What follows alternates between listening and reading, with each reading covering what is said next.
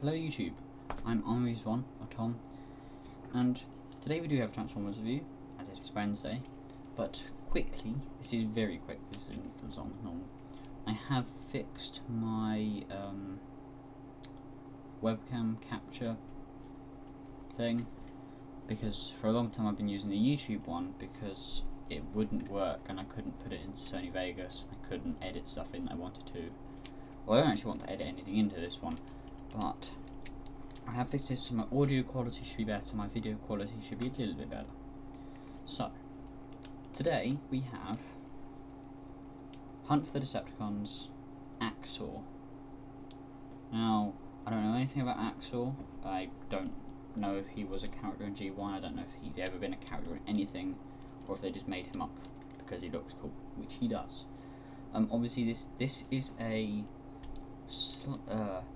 remolded head and a repaint of Revenge of the Fallen, I think, Lockdown, and obviously it's a new sort of slightly more or less cartoony looking version of animated Lockdown. So yeah, it's very post-apocalyptic, very Death Race, very Mad Max kind of looking thing. It's I'd like those to be longer. I would like those to be longer and silver. But yeah, or black. Black would look cool too. I'm not going to do it myself. I don't like painting Transformers. I'm always a bit scared I'll mess them up. So yeah, he's a muscle car of some kind. It's quite obvious by that, and the shape, the big back wheels. Yeah, the silver or the grey, I don't know if it's just unpainted plastic, but it works really, really well. I didn't like this colour at first, but it is growing on me, and it works in robot mode actually. So the silver on the engine's nice. You can see you got some belts in there, and there is a little gold in there, which you're not going to be able to see, right inside the intake. I like the headlights here. What they've done is there's some plastic moulded silver sort of caged over headlights. Then over that there's some glass to make them look a bit set in, which looks very nice. Lots of these blue spikes all over the car. Here, along here. The ones on the wheels are soft plastic, which means they will warp. Which means if you roll it very quickly, I don't know if you're able to see this, but you can see it goes like that because it's a bit warped. Actually, it's weird. There's exhaust pipes here, and there's exhaust pipes here. Usually, you either have one or the other, but whatever. So yeah, the red looks quite nice to break it up, and blue, it works really well. And I actually like that they're not translucent windows, because number one, you'd reveal everything on the inside, i.e. his head, but yeah. Oh, and the red there is quite nice too. Underneath, it's quite good, you know, you can't really tell what's going to be what. Except you can see that little silver bit inside there. Yeah, that's his face. It's the only sort of problem with it. And also, it is a bit hard to get it all to sit together properly because it doesn't really click together everywhere.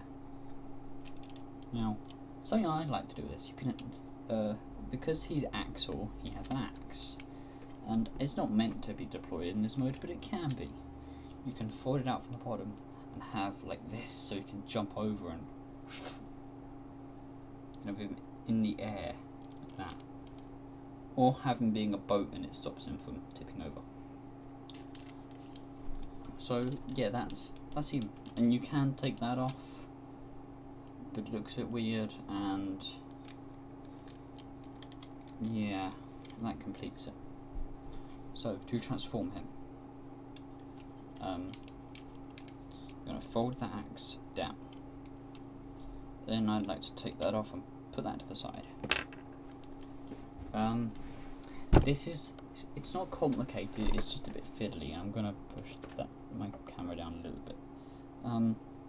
So basically, I like to just pull everything apart.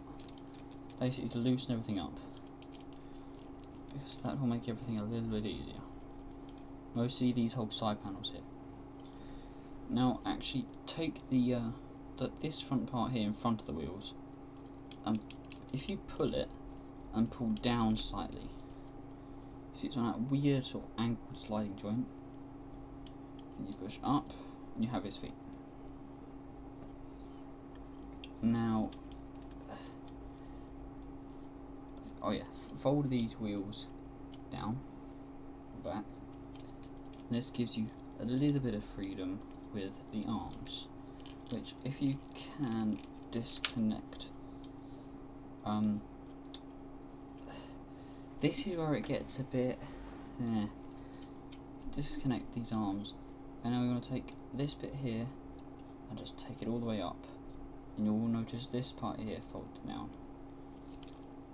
Now it should all stand up like that.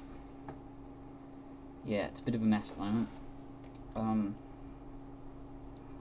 Don't split the legs yet, actually. This is really difficult to do, okay? The inside there's a little arm which pulls. I'm going to try and do this without doing that. I've never been able to transform him without popping it off.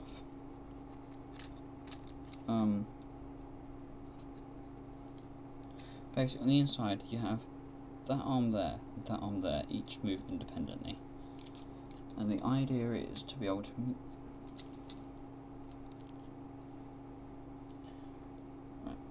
unpeg that from there, and then you want to move this around very carefully to there, and then fold that bit over the top of the shoulder.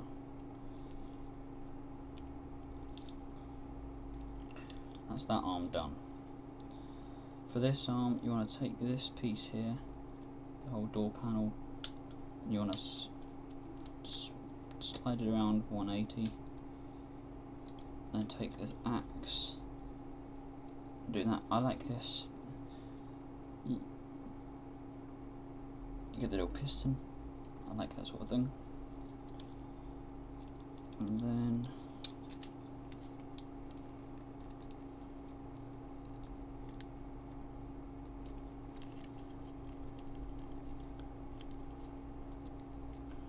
this is very fiddly,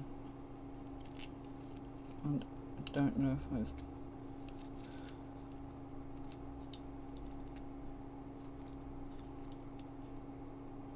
Okay, right. When you've folded it out, the arm pulls down, and that piece kind of just.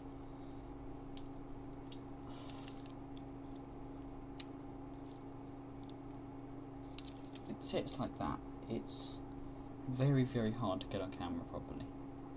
You're going to fold that hand out. Done. Now I'm going to take this piece here and put it like that and get it over the head. Then it will just collapse down onto his chest.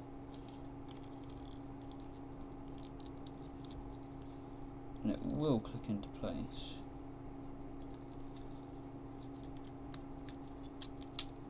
If you're having trouble with the arms sort of here in him, need to be pulled right up.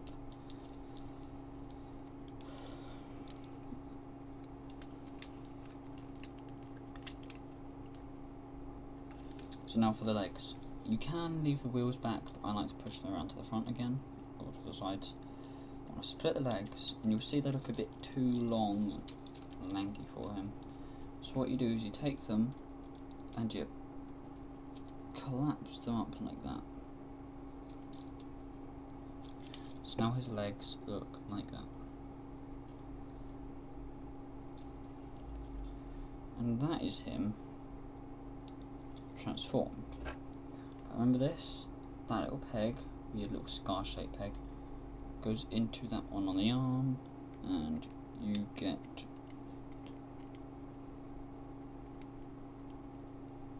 a little weapon. You have a gun, an axe. So yeah, that's him transformed. I originally, when I saw this, hated those legs, but now I like it because it goes along with the whole, a bit, you know, post-apocalyptic, a bit sort of just mangled together, a bit sort of workshop type look. I'll quickly show the face off. The face looks really good actually. He's one of my favourite of the movie style figures. I don't like that many of them. Actually all the ones that I do are up there. There's one or two in there. A little box underneath my bed, but they're not many. He's one of them though, because he's a bit different. But I like that. He's got a big amount of light piping in there. And the red eyes, the silver, and then I like the little gold bit. Yeah, it breaks up a bit. Now, the colours in this mode, obviously there's a lot more blue, a lot more of that weird tan colour. You'll find there's no actual complete Decepticon logo on him in this mode. You have the half and half on his foot, but that's it, which is weird.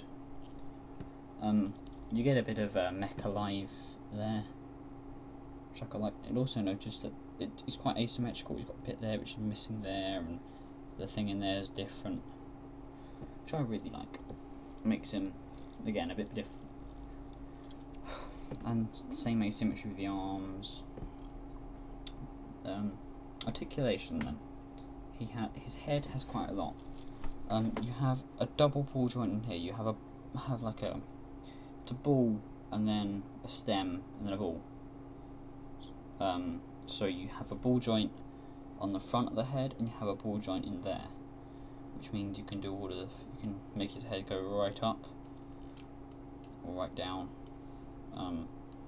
which also means you can make it turn slightly. And there's also a ball joint in there, a ball stem joint in there, so you know, you get lots of range movement in the head. But I like to have it like that. You do also get a turning at the neck joint. You get shoulders, but they're a bit limited because of all the stuff. You get ball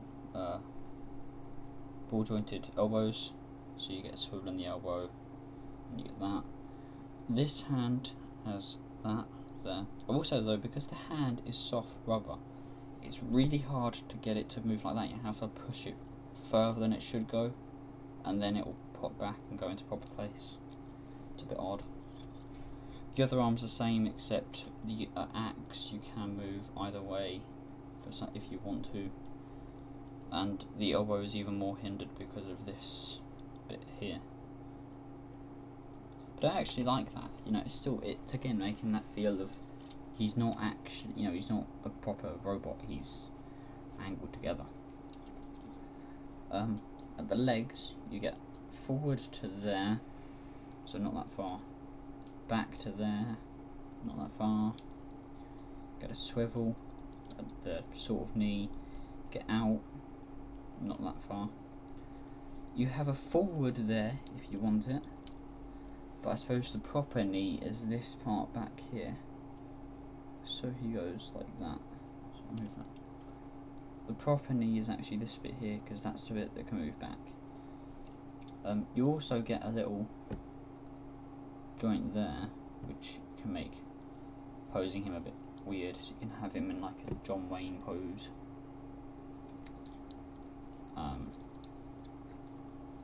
And finally you have a little bit in the foot, like that.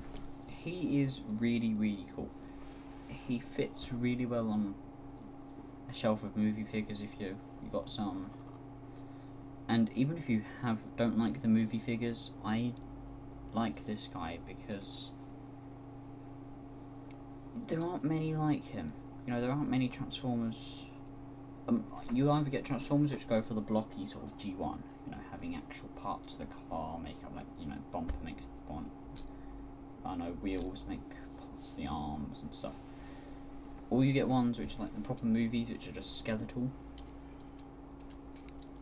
And you get ones which are quite simple, you get complicated ones, and most of them, if not all of the types I just mentioned, go for a clean look.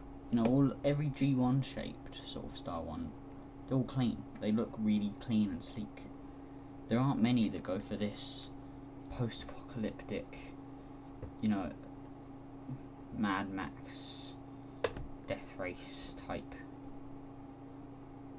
mangled mess of robot parts, which really works. So yeah, I like him. I got him for Mazda because I had some money and thought I might as well. So yes, that was Axor. Buy him. I've been on Reviews 1. I'm Tom. Thank you for watching.